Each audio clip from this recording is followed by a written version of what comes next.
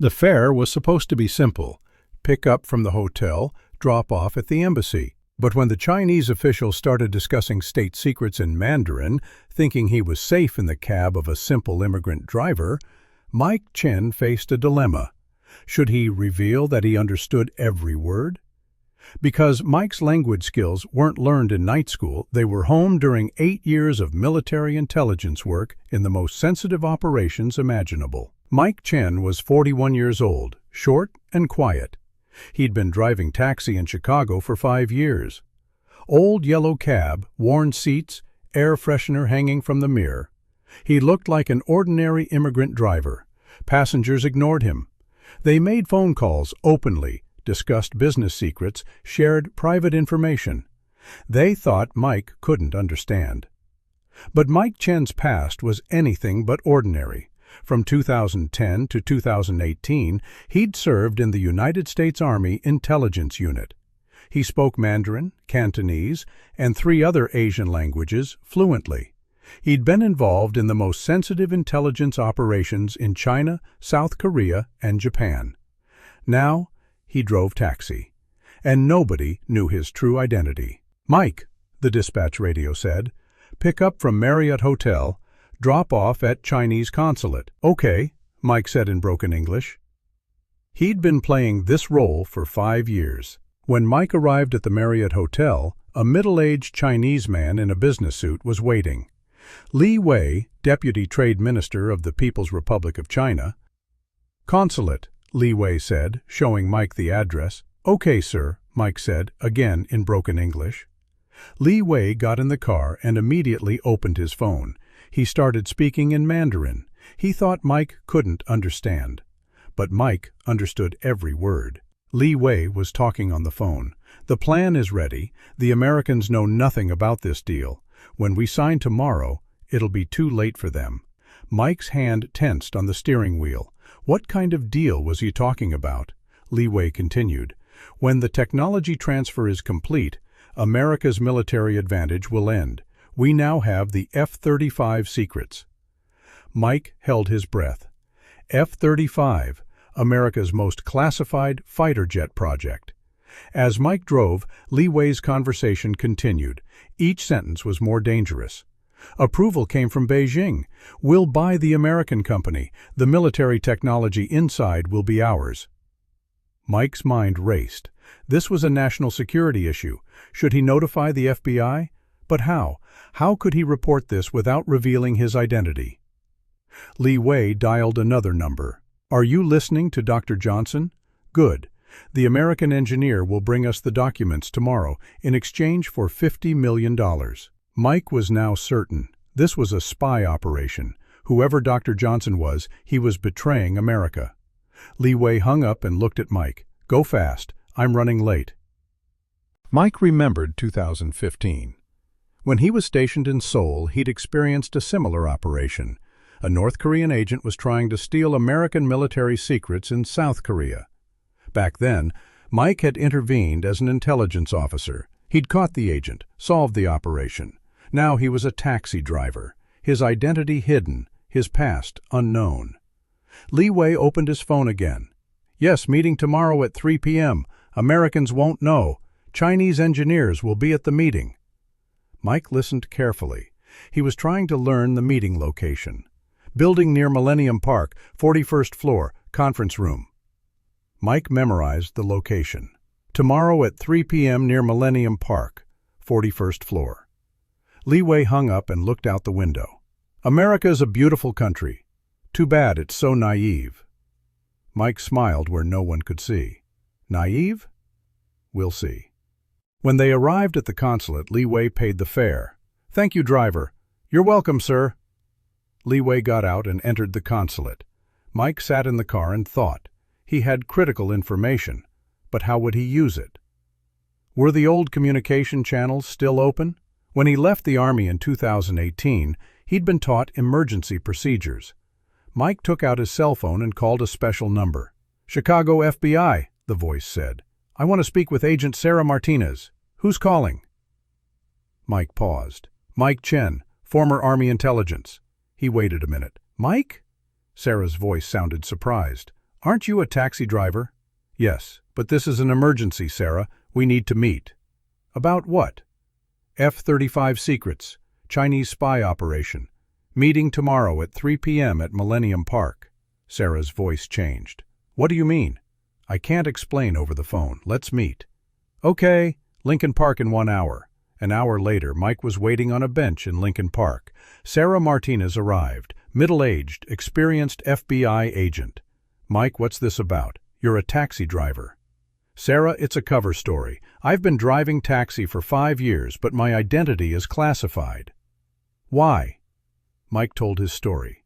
After leaving Army intelligence, he'd started driving taxi to protect his identity. But today I obtained very critical information from my passenger. Chinese operation. F-35 technology is being stolen. Sarah listened carefully. Tell me the details. Mike recounted Li Wei's phone conversations in detail. Dr. Johnson, technology transfer, tomorrow's meeting. Are you sure about this, Mike? Sarah, I worked in military intelligence for 8 years. I learned my Mandarin in Beijing. I understood every word. Sarah made a phone call. Headquarters, this is Martinez. We have a code red situation. The meeting began at the FBI office. Sarah introduced Mike to the center. Guys, this is Mike Chen, former Army intelligence. He obtained critical intelligence today. Mike told the story again. Li Wei's conversations, F-35 secrets, Dr. Johnson. Do we know Dr. Johnson? The FBI director asked. The computer specialist searched. Dr. Robert Johnson works at Lockheed Martin. He's on the F-35 project team. Bingo, Sarah said. Mike, you're coming to tomorrow's meeting too. How? As a taxi driver. Li Wei knows you now. He trusts you. Mike thought. It could be dangerous. Yes, but you're an intelligence officer. You know this job. Mike agreed. Okay, but there needs to be backup. Of course, the whole building will be surrounded. The next day, Mike was waiting in his taxi near Millennium Park. It was 2:45 p.m. He had a small transmitter in his ear. The FBI team was listening to him. Test, test, Mike said. We hear you, Mike, Sarah's voice came. At 3 p.m., Li Wei entered the building.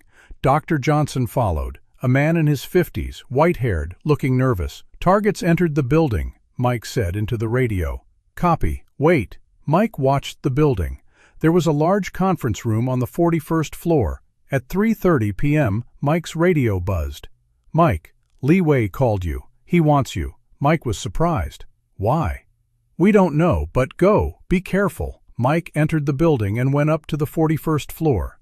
Li Wei was waiting for him. Ah, driver. You're a very good driver. Would you like to take me to the airport? In 2 hours. Sure, sir. Li Wei took Mike to the conference room. Wait here. While Mike waited in the room, he observed the meeting. Li Wei, Dr. Johnson, and 3 other Chinese. Dr. Johnson was talking nervously. The files are here, but let me see the $50 million first. Li Wei smiled. Dr. Johnson, don't worry. The money has been transferred. Dr. Johnson pulled out a laptop. F-35 engine technology, radar system, everything is here. Mike whispered into the radio. Transfer starting. Now, at that moment, FBI agents entered the room. FBI, everyone on the ground. Li Wei was shocked. Dr. Johnson tried to close the laptop, but it was too late. Li Wei, you're under arrest, on charges of espionage. Dr. Johnson, you're also under arrest on charges of treason. Sarah approached Mike. Great job, Mike. Li Wei looked at Mike. You, who are you? Mike answered Li Wei in Mandarin. I am a United States intelligence officer, and I understood everything you said. Li Wei's face went pale. Impossible. You're a simple taxi driver. No, Mike said in perfect Mandarin. I'm someone who protects my country. The interrogation continued at the FBI office. Li Wei and Dr. Johnson had been caught. The operation was solved. Mike, the FBI director said, you're a hero. You saved F-35 technology. I just did my duty. But you're a taxi driver. Why did you take such a risk? Mike explained. Because I once took an oath to the United States Army. That oath never ends. Sarah asked curiously, "Mike, why do you drive taxi? You could return to intelligence." Mike thought, "I left the Army in 2018 because I wanted a quiet life. But when my country is in danger, I'm always ready." "So what will you do now?" "I'll continue driving taxi, but now you know who I am." Sarah smiled. "Mike, you're a perfect asset. Will you help when we need you?" "Always." 3 months later, Mike was still driving taxi, but now he was in regular communication with Sarah. Sometimes he carried important passengers, eavesdropping for the FBI.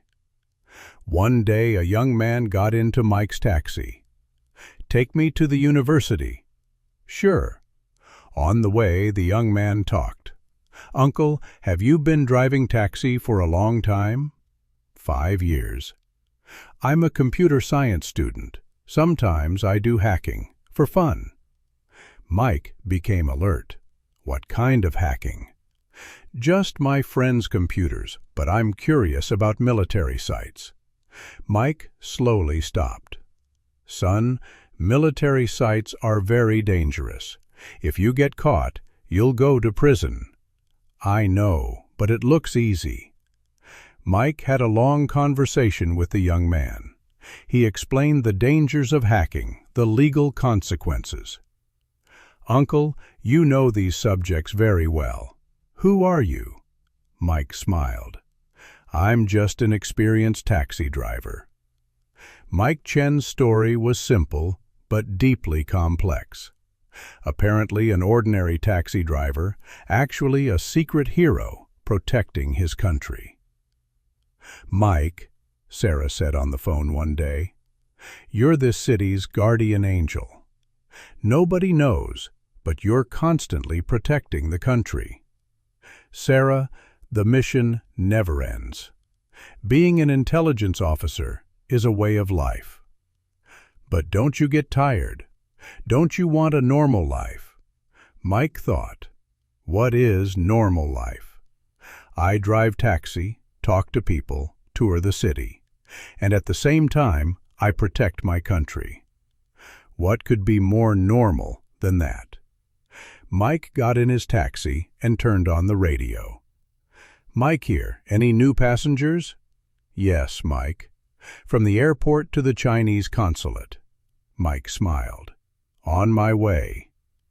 He had no idea what secrets his next passenger carried. Mike Chen had been driving taxi for 5 years, but at the same time, he had been protecting his country for 5 years. Nobody just noticed, and maybe that was for the best.